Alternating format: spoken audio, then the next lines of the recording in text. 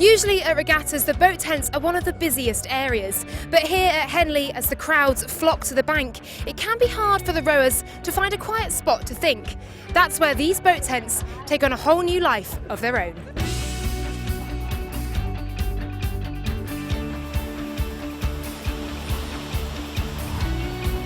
The boat tents are all about preparation and focusing your mind on your race. But in here, it's one of the only areas where you can watch the racing and keep an eye on your rivals.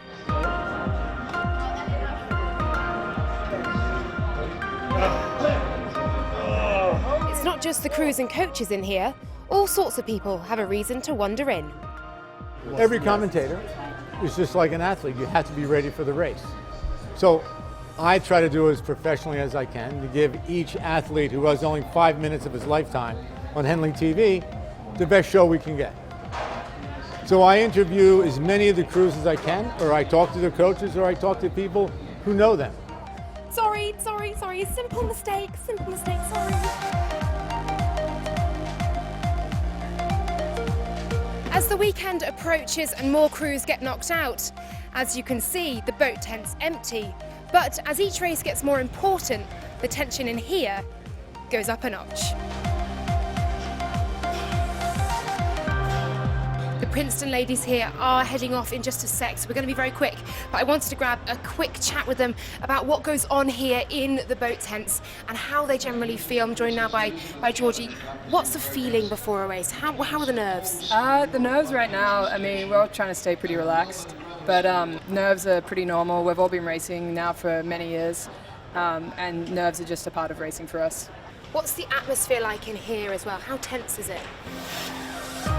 The boat tent has severely emptied out over the past few days of racing. It's actually gotten more tense and more nervous as the finals start to approach. You can cut the tension with a knife.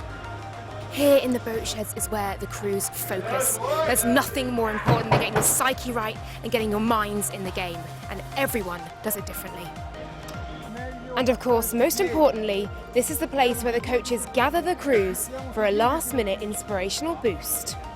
At this point, it's about reminding them of the key factors, technical factors, and also motivating them, just getting them ready into the mindset of, we can win this, but also keeping them relaxed, not overexcited. All right, let's do it. First. The competition may be out there on the water, but the difference between winning and losing, that happens right here. You've got to get your mind in the game and remind yourself you can survive.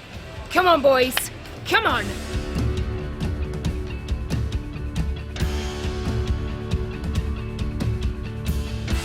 Oh yes, I am pumped. Now I know how the rowers feel.